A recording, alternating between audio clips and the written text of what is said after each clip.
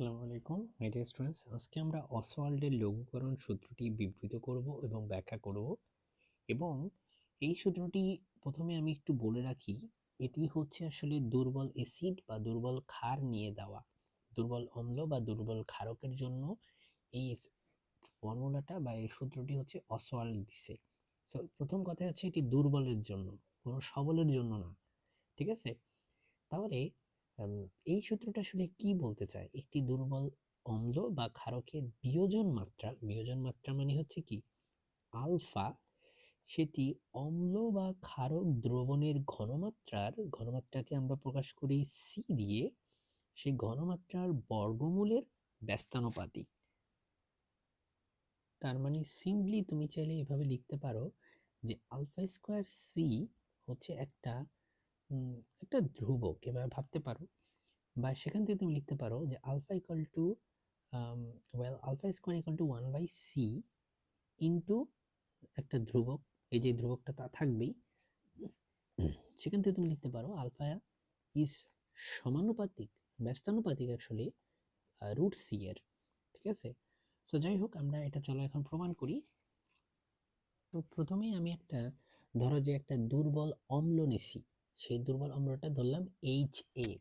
তুমি অম্লও নিতে পারো, এখানে দুর্বল ক্ষারকও নিতে পারো, তো আমি অম্ল নিয়ে করলাম। ধরো যে HA হচ্ছে একটা দুর্বল অম্ল, এবং সেটা যেহেতু দুর্বল তাই সেখান থেকে আমরা H+আর A- এই দুইটা পাই, কিন্তু সেটার পরিমাণ আসলে ওই রকম ভাবে না। তাহলে প্রাথমিক অবস্থায় আমরা কি দেখতে পাই? প্রাথমিক অবস্থায় আমরা দেখতে পাই যে ধরে নিচ্ছি এটা হচ্ছে 1 মোল থাকে, আর প্রথমেই তো উৎপাদ থাকবে না, তাহলে এটা হবে 0 মোল, এটাও হবে 0 মোল। এরপরে আমরা ধরি যে সাম্যাবস্থায় HA আলফা পরিমাণ বিয়োজিত হয়, তাহলে সাম্যাবস্থায় কি হয়? HA আলফা পরিমাণ বিয়োজিত হয়, তাহলে এখানে অলরেডি 1 থেকে আলফা চলে যাবে, আর এখানে আলফা পরিমাণ তৈরি হয়, এখানেও আলফা পরিমাণ তৈরি হয়।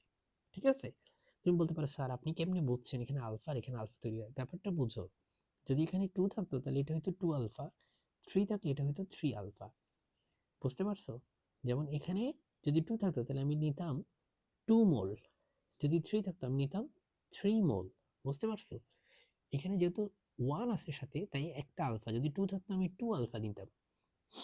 তাহলে এই গেল সাম্য অবস্থায়। এখন আমরা ধরি যেই পাত্রে এই বিক্রিয়াটা হচ্ছে সেই পাত্রের আয়তন হচ্ছে ভি। ওকে, যেই পাত্রে বিক্রিয়াটা হচ্ছে সেই পাত্রের আয়তন হচ্ছে ভি, বা দ্রবণটির আয়তন হচ্ছে ভি।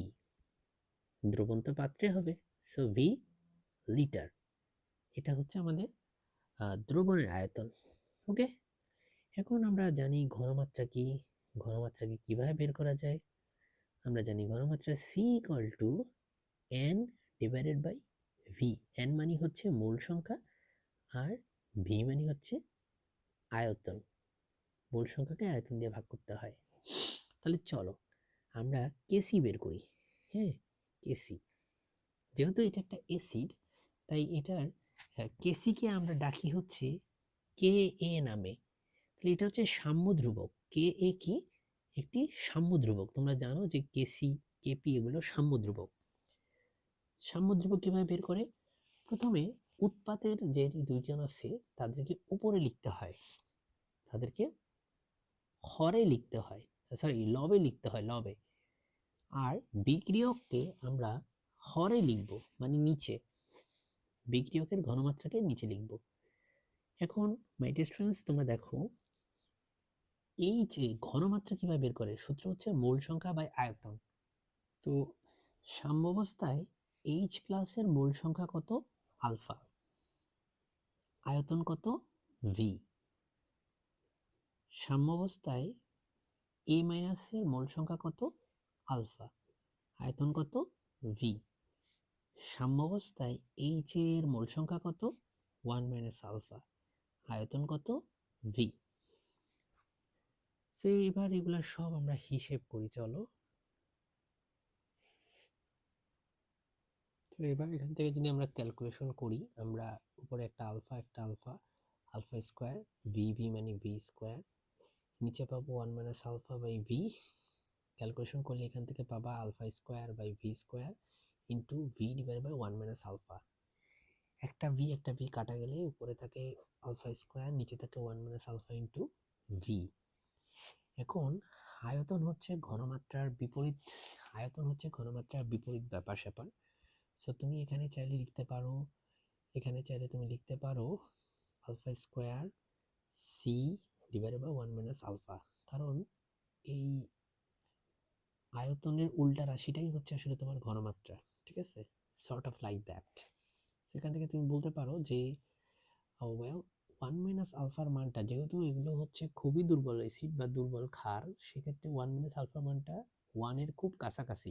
কিন্তু আলফা স্কোয়ারকে কিন্তু আবার খুব ছোট বলতে পারবা না, আলফা স্কোয়ারকে তুমি নেগলেক্ট করতে পারবে না, আলফা স্কোয়ার অনেক ছোট বাট নেগলেক্ট করতে পারবে না, কিন্তু তুমি এটাকে নেগলেক্ট করতে পারতেছো 1 মাইনাস আলফাকে, এটা অতটাই কম্পারিজনে ছোট যে চাইলে এটাকে আসলে তুমি 1 দাবি করতে পারো। সো এটা অ্যাকচুয়ালি কাইন্ড অফ ভ্যানিশ হয়ে যায়। So you have this, in that case তুমি এখান থেকে বলতে পারো যে